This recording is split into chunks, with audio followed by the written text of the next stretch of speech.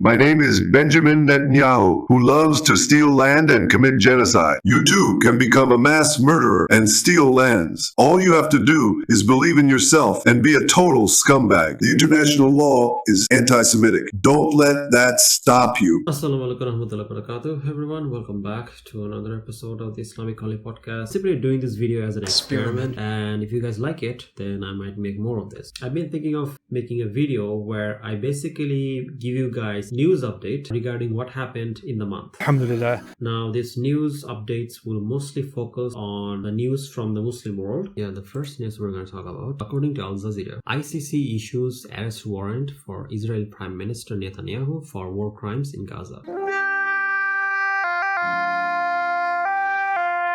Court also issues warrants for former Israeli Defense Minister Yoav Gallant and Hamas military commander Mohammad Daif. So basically what happened is that they basically got him on charges of starvation. Ladies and gentlemen, we got him. We cannot deny it because they themselves have openly admitted on camera. Now, of course, it's nothing serious because they don't have any jurisdiction. They don't have like their own army or anything like that. Now, what's funny is that Israel has said that this ruling is anti-Semitic. International law is anti-Semitic, I guess. Why can't the man just commit genocide in peace, you know? Yeah. Now, does this mean that Netanyahu will be arrested right away in Israel? No. The countries that agrees to uphold the ICC can issue an arrest warrant and can actually arrest Netanyahu. So what this arrest warrant actually does is that it puts immense amount of pressure on the United States. And that is a good thing, because that is ultimately what we want. We want to sever the ties between America and Israel. Simply issuing arrest warrant for Netanyahu is not enough, because it's not just Netanyahu that's been enabling the genocide. We also need to put pressure on the ICC and other international bodies to put out arrest warrants against people who are enabling the genocide. I'm talking about people like Piers Morgan and people like Ben Shapiro. Okay, these guys have been instrumental in supporting the genocide. There has to be arrest warrant for these people as well. We need to make sure that they cannot travel to these countries as well, because these guys have been enabling this genocide for a very long period of time. And it's not just these two. Anyone who is promoting this genocide and defending this genocide, people like Destiny, people like Loner Box, all these genocide defenders, they all need to be tried in court. And I think as pro-Palestinians, here's what we need to do. We need to make a list of 10 online personalities who are directly supporting the genocide, and issue court cases against them on the international court, so that we can make sure that we'll not only put pressure on Benjamin Netanyahu, where if you put pressure on him, it's not going to do much, but these cronies that he has, they're not that big, and we can definitely shut them down. These people who are spewing nonsensical genocidal statements. So if we do this, I feel like we'll be able to reduce the soft power even more when it comes to Israel. I mean, especially Piers Morgan. I mean, like, he's enabling this so much. Like, he has literal war criminals on his show. He's constantly promoting their talking points and harassing Palestinian guests. You know, I don't know how he still has this job. This is not okay. This needs to stop now.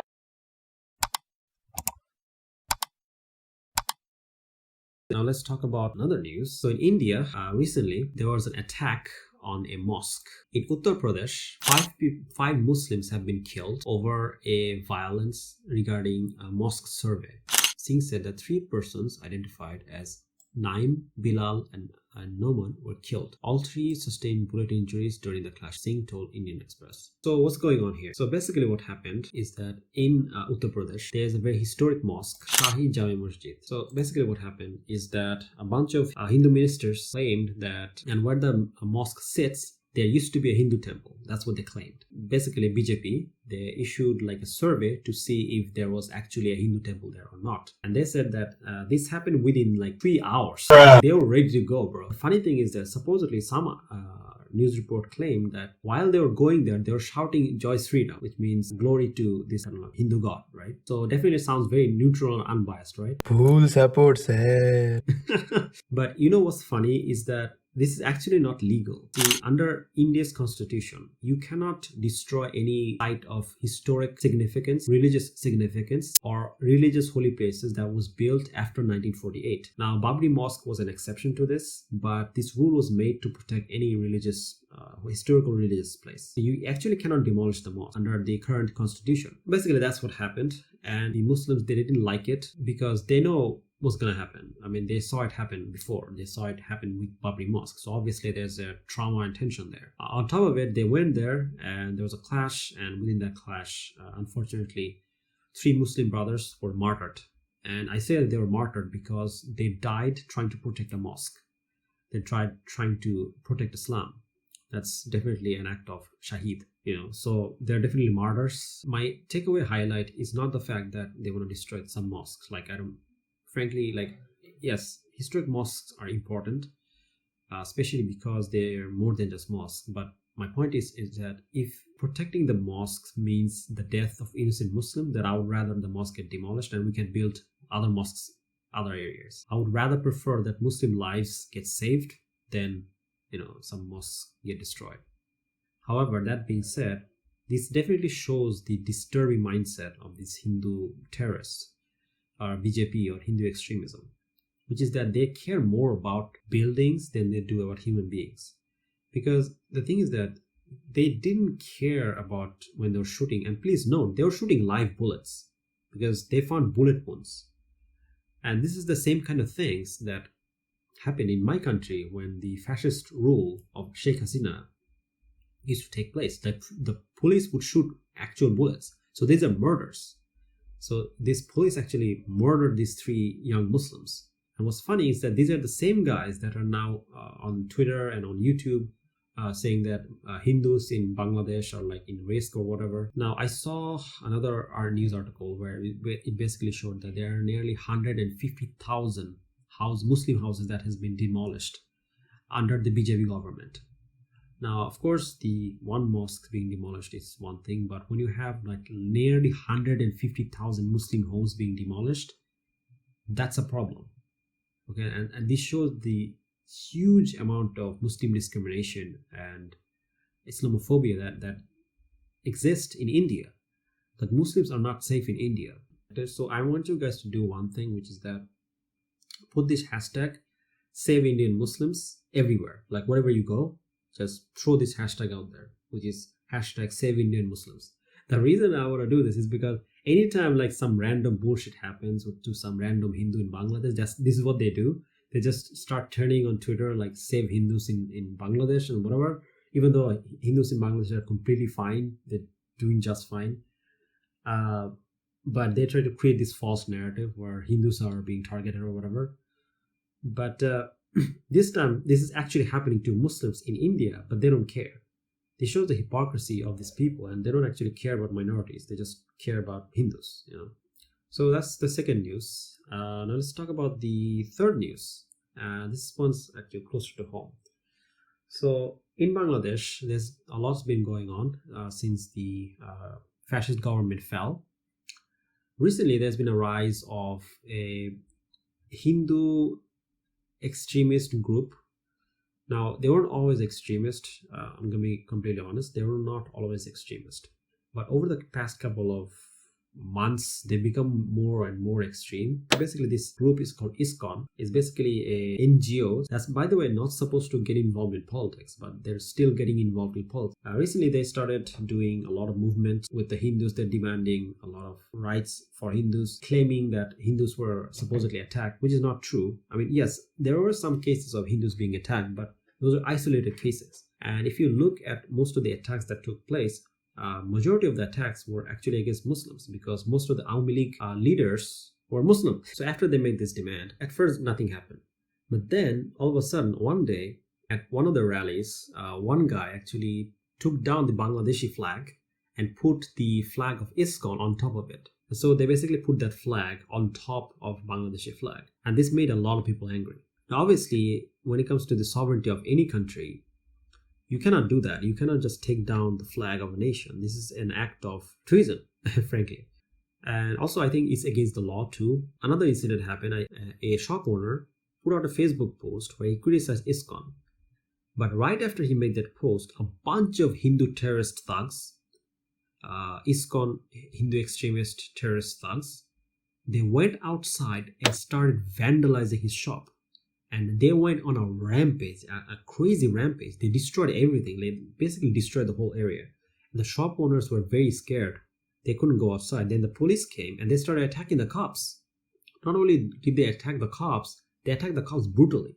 They were throwing acids at the cop, and one cop got very heavily injured. And because of that, the government also issued an arrest warrant against their leader, Chinmoy Das, because in relation to the acid attack that happened against the cop. So he was arrested, but after he's arrested, his followers went even more insane. They started going around destroying all cars and vandalizing everywhere. But then finally, the student movement, which is still active, they had enough. They basically came to the street and basically kicked them out.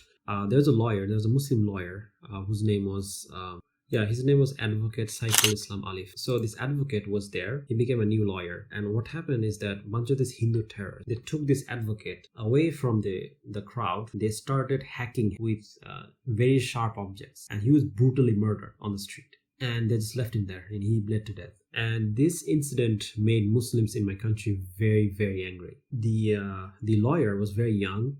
And he was also part of the student movement that happened. He's also part of Jamaat Islami, or he supported Jamaat Islami politics, from what I understand. Basically, Jamaat Islami, in case you guys don't know, is a political party that is trying to establish Islamic law in the country. They are one of the biggest Islamist parties in Bangladesh. So basically, he supported the fact that he supported establishing Islamic law in the country. So he's also a Shahid because he supported establishing Islamic law. And a lot of people are saying this is a targeted killing because you don't just kill people like that by random accident. So this is a clear case of murder. And since then, the whole country has been on fire. People are really angry. All the Islamist parties came out. They did protest. And on India, you're seeing all kind of fake news and bullshit news where they're saying that apparently the lawyer was like working for actually he was like supposedly a lawyer of Chinmoy Das, which is absolutely false. He was not a lawyer of Chinmoy Das, and all kind of fake news. And this is something you'll notice where Indian media is basically using complete propaganda and throwing out fake news, and it's really disturbing. Amid all this chaos and nonsense, and innocent people died. We lost a brother, and we have another martyrs. So overall, we lost 4 brothers. We have 4 brothers that was martyred within this month. And of course, what's happening with Gaza, where 50,000, 60,000 have been murdered. And I think it's important that along with what's happening in Gaza, we remember their names. And we try to understand that Muslims are a big family. And we need to take care of each other. And we need to speak out for our rights. I just want to say this. I wanted to let you guys know their name because it happens a lot where we just forget their names, and we see a news, we think that okay, it's bad, because it's just a number. But it's not just a number. These are human beings. I actually found a video of the lawyer where he's basically feeding sweets to his family members after he learned that he got a job, and he was feeding. He bought sweets for the kids in his home. He has a big family, and it's such an endearing video. It honestly made me cry because you see all these numbers, in the news, all these Muslims dying, all the 3 Muslim brothers that died in India, and this lawyer. When you just look at the news, you just think that okay, it's just numbers, But when you actually see them, interacting with their family and see their family members cry, that's when you realize, okay, these are people, these are human beings, these are brothers that we lost, and we cannot continue to let this Hindu terrorist or Jewish terrorist get away with this. So we need to speak out against it. So that's what we need to do. And this is the 2 things that I suggest you guys try to do, which is first, talk to international lawyers and see if there's something can be done regarding the online personalities that's being vocally supporting the genocide of the Palestinians. And number 2 is to spread the hashtag Save Indian Muslims to counter the Islamophobic narrative from the Hindu extremists. And I think these are the least we can do for the martyrs that we lost. Yeah, that was the Islamic Calling news update. If you guys like this type of content, then definitely let me know. Inshallah, if you guys like it, I will make more of it. I'm your host, Islamic Calling. If you guys like the video, don't forget to like, share, subscribe. Inshallah, see you guys next time. Inshallah, and of course, make dua for the brothers that we lost. Jazakallah khair. Assalamu alaikum.